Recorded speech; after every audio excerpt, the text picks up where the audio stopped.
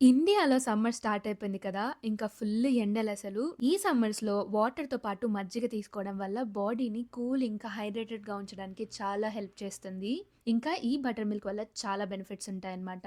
So, అమ్మ నాతో ఒక మసాలా మజ్జిగ రెసిపీ షేర్ చేశారు. అది మీతో కూడా షేర్ చేద్దామని ఇలా వచ్చేసాను. ఈ మసాలా మజ్జిగకి కావాల్సిన పదార్థాలేంటంటే మజ్జిగ పొడి తయారీ కోసం ఉప్పు, ధనియాలు, మిరియాలు, వాము, ఇంగువ, జీలకర్ర, శొంఠి, కరివేపాకు అన్నీ దోరగా వేయించి పొడి కొట్టి మజ్జిగలో కలుపుకొని తాగితే ఈ వేసవికాలం ఆరోగ్యానికి ఎంతో మంచిది. చాలా సింపుల్‌గా ఉంది కదా!